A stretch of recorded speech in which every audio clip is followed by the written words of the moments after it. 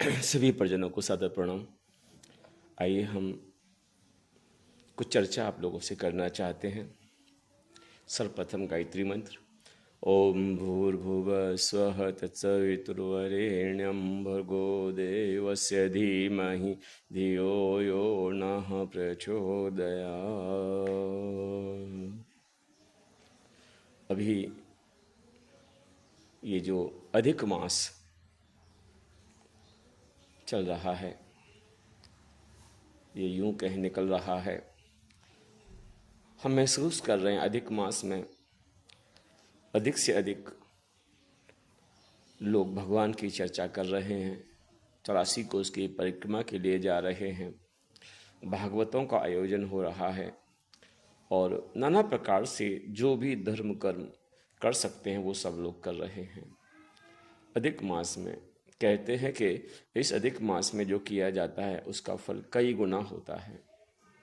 तो यह एक प्रश्न उठता है कि अधिक मास में जो कुछ अच्छा किया जाता है वो कई गुना होकर प्राप्त होता है, ये जो कुछ भी किया जाता है वो कई गुना होकर प्राप्त होता है। तो पुण्य के रूप में तो आप सबको बता दिया जाता है कि अधिक मास में आप दान कीजिएगा तो कई गुना होकर मिलेगा, है ना। अधिक मास में आप नाम जप करेंगे तो कई गुना होकर मिलेगा। अधिक मास में आप परिक्रमा लगाएंगे तो कई गुना होकर मिलेगा। हम सिर्फ ये कहना चाहते हैं, अधिक मास में अधिक पाने की आकांक्षा आपको भगवान से जोड़ देती है। तो फिर क्यों भगवान के लिए 3 साल में सिर्फ 1 महीना ही क्यों? भगवान के लिए 3 साल में सिर्फ 1 महीने क्यों? पूछो किसी से कि अधिक मास में करने से अधिक मिलता है, और या फिर हम 3 साल या सतत जीवन, पूरे जीवन में हम ईश्वरीय कार्य के लिए जिंदा रहें, ईश्वर कार्य के लिए समर्पित रहें, ईश्वर कार्य के लिए राम काज कीजिए बिना मोहि कहाँ विश्राम, इस भाव के साथ चलते रहें, तो क्या कोई पुण्य हमारे क्षीण हो जाएंगे या हमें कम प्राप्ति होगी? आइए हम इस पर विचार करते हैं। तो आज हम ये जरूर कहेंगे, सबसे पहली चीज है कि हम लोगों से कहते हैं अधिक मास है, आप अपने यहाँ कथा करा लीजिए। ठीक है, अधिक मास में कथा हो कोई बुरा नहीं है, भागवत हो कोई बुरा नहीं है, कुछ भी अच्छा काम हो, बहुत अच्छे काम हो, लेकिन ये अच्छे काम केवल 1 महीने हो, अधिक मास में हो, और उसके बाद फिर ये सब ठंडे पड़ जाएं, उसके बाद फिर कुछ करने की इच्छा ना हो, उसके बाद करने की योजना ना हो, है ना। तो फिर मुझे लगता है कि ये अधिक मास भी बहुत ज़्यादा फलदायी होने वाला नहीं है। मैं देख रहा था एक दिन, मैं नाम तो नहीं बोलूँगा, एक आचार्य जी, और अधिक मास में क्योंकि आचार्य बुक रहते हैं भाई, आज यहाँ कथा है, कल वहाँ कथा है, फिर वहाँ कथा है, फिर वहाँ कथा है ना। कभी इनमें प्रवेश करके देखिए आप, है ना, कि अधिक मास में इन कथाकारों के लिए क्या विशेष है। उनसे पूछेंगे तो कहेंगे बहुत व्यस्त कार्यक्रम चल रहा है। अच्छा, व्यस्त कार्यक्रम चल रहा है, क्यों साहब? क्या हो रहा है कि कथाएं हो रही हैं हमारी, और हम यहाँ जाएंगे, वहाँ जाएंगे, यहाँ जाएंगे। तो एक आचार्य को मैंने देखा, क्योंकि आजकल सोशल मीडिया का ज़माना है, तो कथाकारों को भी लगता है जितना प्रचार प्रसार हो जाएगा, जितना लोग जान जाएंगे, और उनका भी दोष नहीं है, वो भी जानते हैं कि दुनिया में देखने वालों की दृष्टि कैसी है। दुनिया में जिसका जितना ज़्यादा बड़ा भौकाल होता है, दरअसल उसी को बड़ा आचार्य मान लिया जाता है। जिसके पास बॉडीगार्ड हों, जिसके पीछे कारों का काफिला हो, जिसपे बड़े बड़े धनपति अंतरी मंत्री, है ना, जिसके चरणों को स्पर्श करते हों, जिससे आशीर्वाद लेते हों, वो कहते हैं ये बड़े आचार्य हैं। भाई, आचार्य बड़ा होना ये थोड़ा सा अलग बात है। मुझे याद है एक आचार्य जी से मैंने पूछा था कि महाराज जी थोड़ा अपने वेशभूषा के बारे में वर्णन कीजिए।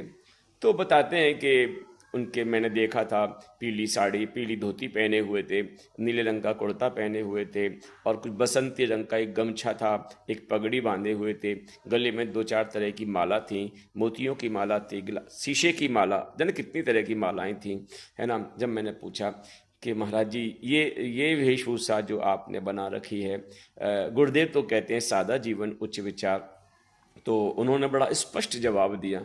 उन्होंने कहा मुझसे कि पंडित जी, शोरूम जितना अच्छा होगा ग्राहक उतने ज़्यादा आएंगे। निश्चित रूप से उनकी बात मुझे सही लगी, लेकिन आध्यात्मिक दृष्टि से ये सोचकर बड़ी चिंता हुई कि आचार्य की मनस्थिति, आचार्य का भाव और आचार्य की कथनी ये है कि आचार्य का अपना शरीर, आचार्य का अपना पहनावा, आचार्य का अपना आचरण शोरूम है। इसका मतलब सिद्ध हो जाता है ये बाहर का रूप है, अंदर का रूप कुछ और है, वो शोरूम नहीं है, वो वास्तविक रूम है। तो प्रश्न ये नहीं उठता कि तुम्हारे शोरूम से लोग आकर्षित होते हैं। मैं फिर करना चाहता हूं, शोरूम से वो आकर्षित होते हैं जो संसार में फंसे हुए हैं, संसार के विषय वासनाओं में फंसे हुए हैं, संसार के आकर्षणों में फंसे हुए हैं, संसार की चमक धमक में फंसे हुए हैं। वो आकर्षित हो भी जाएंगे, लेकिन आप कथा कर भी दोगे, उसके बाद जब पता करना कि आपकी कथा का क्या प्रभाव पड़ा, आपकी बात का क्या प्रभाव पड़ा, क्या कितने साधक निकल के वहां से आए, कितने नाम जप करने वाले निकले, कितने दीक्षा लेने वाले बाहर निकले, तो आप पाओगे बहुत अच्छे परिणाम नहीं निकले। क्यों नहीं निकले? क्योंकि आपका जो भाव था कि मेरा शोरूम अच्छा हो, इसलिए आपके शोरूम को देखने वाले थे, इसलिए आपके शोरूम में दृश्य बहुत अच्छा था, लेकिन प्राणों का प्रवाह नहीं था। और प्राणों का प्रवाह शोरूम से नहीं होता, वो अंतःकरण से होता है। गुरुदेव की भाषा में कहें तो फटी ढोलक में सुर नहीं निकलते। आकर्षण पैदा कर सकते हो, भीड़ इकट्ठी कर सकते हो, लेकिन साधक बनाना इतना आसान नहीं है। साधक बनाने का एक ही तरीका है। गुरुदेव कहते थे, करनी कथनी भिन्न जहां, धर्म नहीं पाखंड वहां। तो आपको क्या करना है? एक चीज नोट करनी है कि आपकी करनी कथनी की समानता हो। अरे साहब देखिए ना, मुझे याद है कि एक बार मैं एक वृंदावन से कोई आचार्य पढ़ के आए थे, और मैंने क्योंकि वो पहले गायत्री परिवार में भी थे, तो मैं उनसे मिलने के लिए गया। तो मुझसे मिले, और मुझसे मिलने के बाद वह बोले कि पंडित जी आपकी उन्नति बड़ी कठिन है। मैंने कि क्यों, ऐसा क्यों होगा? कि आप बहुत बड़े वृक्ष के नीचे हैं, और बहुत बड़े वृक्ष का मतलब होता है कि आपके हिस्से का खाद पानी वो वृक्ष खींच लेता है, इसलिए आपकी उन्नति नहीं हो सकती। तो मैंने उनसे पूछा उन्नति का मतलब क्या है? वह बोले उन्नति का मतलब है लोग तुम्हें जानते हो, उन्नति का मतलब है धन तुम्हारी ओर आकर्षित होता हो, उन्नति का मतलब है साधन सुविधाओं से तुम ओतप्रोत हो, बड़े बड़े लोगों से तुम्हारे गहरे संबंध हो, ये उन्नति ही बताता है। मैंने कहा क्षमा करिएगा, आप हो सकता है वृंदावन में पढ़ के आए हैं, योग्य हो गए हों, लेकिन मुझे सिर्फ एक बात का जवाब दीजिएगा, उड़ना उन्नति का प्रतीक है? क्योंकि वो जहाज से चलते थे। उड़ना उन्नति का प्रतीक है या उठना उन्नति का प्रतीक है? तो गुरुदेव कहते थे बेटा, इस धरती पर जब तक आचार्य जो दूसरों को समझाने वाले हैं, दूसरों को सिखाने वाले हैं, दूसरों को प्रवचन देने वाले हैं, दूसरों को सही रास्ते पर ले जाने की भाव रखते हैं, दरअसल उनके अंतःकरण में कोई थर्मामीटर डालकर देखें तो उनका मापदंड क्या है? कहीं ऐसा तो नहीं है कि वो कथा बिक रही हो, कथा को बेच रहे हो, और जहाँ से जितनी ज़्यादा दक्षिणा मिल जाती हो वो कथा उनके लिए उतनी महत्वपूर्ण हो जाती हो, वह श्रद्धालु उनके लिए बहुत दानी हो जाते हो। क्षमा करिएगा साहब, नहीं, कथा का मतलब ये बिल्कुल नहीं हो सकता। गुरुदेव कहते हैं सादा जीवन उच्च विचार, इसको और उल्टा कर देंगे तो आप देखेंगे कि उच्च विचार जहाँ हैं वहाँ जीवन सादा होता है।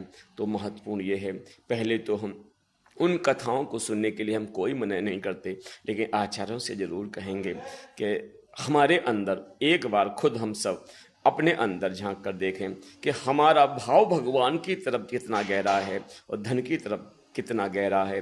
भगवान के लिए कथा करते हैं या धन के लिए कथा करते हैं? किसके लिए हम कथा करते हैं? धन तो एक आउटपुट है। आप ईश्वर का काम करेंगे तो इतनी जिम्मेदारी तो योग क्षेम निभाने की गीता में भगवान ने दी ही है आपको कि तुम भूखा नहीं मरेगा, तू परेशान नहीं होगा। लेकिन जब धन के लिए कथा की जाती है, जब चमक धमक के लिए कथा की जाती है, लोगों को आकर्षित करने के लिए कथा की जाती है, और कमाल की बात, मैंने तो कथा में यहाँ तक सुना, अरे ये सुना होता कथा में कि एक बार राम को वनवास हुआ और राम वन को गए, या ये सुना होता कि भगवान कृष्ण जो है वृंदावन से मथुरा गए और मथुरा से फिर चले गए, फिर लौटकर नहीं आए। राम कहाँ गए, है ना, कृष्ण कहाँ गए? किसने कहाँ की यात्रा की, क्यों की, ये कथाओं का एक अंग होता है। लेकिन मैं तो आधुनिक शास्त्रियों को देखता हूँ, क्षमा चाहूँगा, मैं ये नहीं कह रहा हूँ सब ऐसे हैं, लेकिन ये जरूर चाहूँगा कि जब कोई आचार्य कहता है, एक बार की बात है हम ऑस्ट्रेलिया में थे, एक बार की बात है हम कनाडा में थे, एक बार की बात है हम, अरे क्षमा करिए साहब, ऑस्ट्रेलिया, कनाडा, अमेरिका, विदेशों का आप उदाहरण देते हैं, क्या इंडिया में भी तो कभी यात्रा करते होंगे, उनका उदाहरण क्यों नहीं देते? आप विदेशों का उदाहरण किस लिए देते नहीं हैं कि वहाँ आपने बहुत ज़्यादा झंडे गाड़े हैं? आप केवल ये बताना चाहते हैं मैं छोटा मोटा आचार्य नहीं हूँ, अंतर्राष्ट्रीय आचार्य हूँ, मैं विदेशों की यात्रा करता रहता हूँ। क्षमा करिए साहब, इस तरह से खोखले प्रवचन, इस तरह की खोखली कथाएं, इस तरह के भगवान का नाम, भगवान का काम है ना, ये विश्वास रखिएगा कुछ दिन के लिए उत्सव बन सकता है। 7 दिन नाच गाना कर सकते हैं, 7 दिन भजन गायन कर सकते हैं, आप कह सकते हैं साहब बड़ा भंडारा हुआ हमारा, इतना अच्छा भंडारा हुआ, ये हुआ वो हुआ। कथाओं के नाम पर, भगवान के नाम पर बहुत उपद्रव कर सकते हैं आप, लेकिन सच मानिएगा, खुद से पूछिएगा कि अब आपके अंतःकरण में सुख, शांति और आनंद की अनुभूति होती है कि नहीं होती? तो आप पाएंगे सब कथा सुन डाली, सब कुछ कर लिया, लेकिन जैसे थे फिर वैसे के हम वैसे ही रह गए।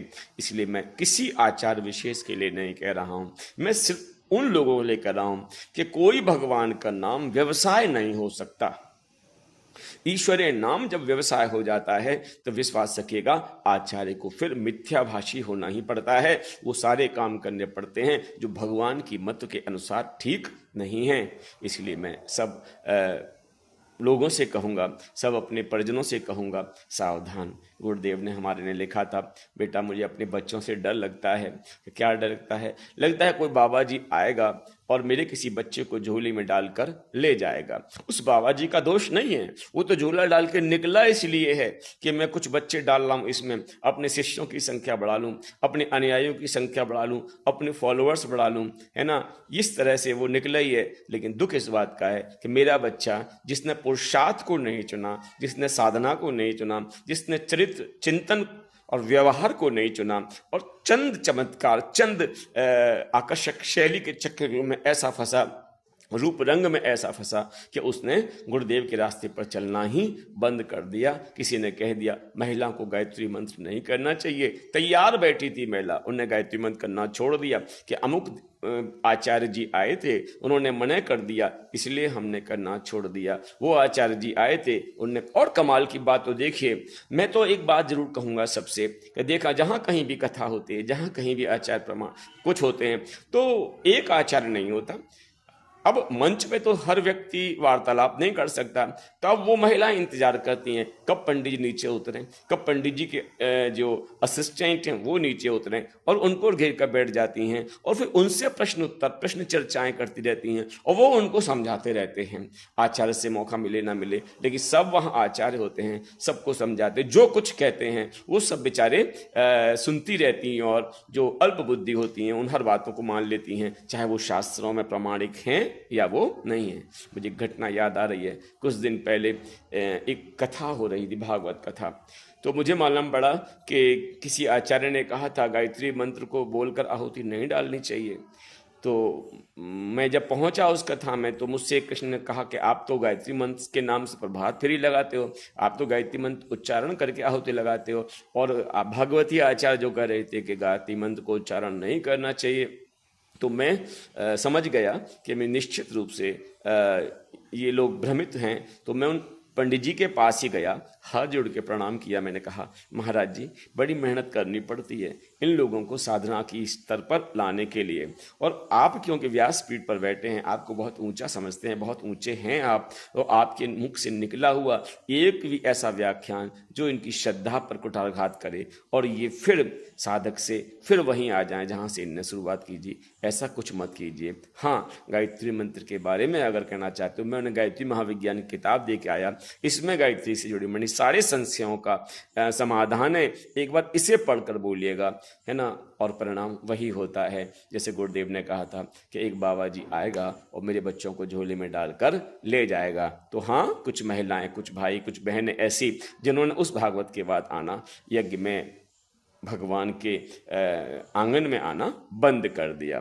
तो अफसोस इस बात का है कि मैं सभी आचार्य और सभी परिजनों से कहूँगा, श्री राम शर्मा से ऊंचा, श्री राम शर्मा से बड़ा शायद ही गायत्री मंत्र का कोई जानकार या गायत्री मंत्र का कोई प्रचार प्रसार करने वाला, इस विस्फोट को करने वाला, जो संपूर्ण ब्रह्मांड को हिला सकने की सामर्थ्य रखने वाला गायत्री मंत्र है, उनसे बड़ा आचार्य कोई नहीं है। आज हम प्रेमानंद जी को बहुत अच्छा आचार्य मानते हैं। प्रेमानंद जी खुद घोषणा करते हैं, मुझको लाने वाले, मुझको संभालने वाले और मुझको सब कुछ सिखाने वाले श्री राम शर्मा ही थे। तो आज मैं सबसे कहूँगा, एक बार जरूर बाहर के आकर्षण से मुक्त होकर अपने अंतःकरण में झांकने का प्रयास करें। बाहर का आडंबर तुम्हें आकर्षित किया जा सकता है, लेकिन विश्वास रखना, अंतर जगत में जब तक पूर्णता नहीं होती तब तक बाहर के आकर्षण से हमारी मुक्ति हो नहीं सकती।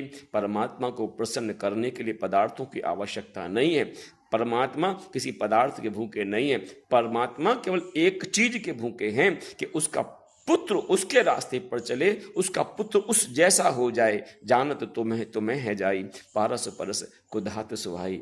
ऐसा यदि उसका पुत्र हो जाता है, पुरुषार्थी हो जाता है, आकर्षणों से विमुख हो जाता है और निश्चित गायत्री मंत्र का सहारा लेकर अपने जीवन को नर से नारायण बनाने के रास्ते पर चल पड़ता है, मैं कहता हूँ इससे बड़ा धन्यभागी और कोई नहीं है। अंत में मैं उन सब से क्षमा चाहूँगा जिनको शायद मेरी बात अच्छी ना लगी हो, लेकिन जो बोल रहा हूँ मैं अपने गुरुदेव के बल पर बोल रहा हूँ और प्रयास करेंगे कि एक बार सभी लोग इस बात पर मंथन अवश्य करेंगे। धन्यवाद।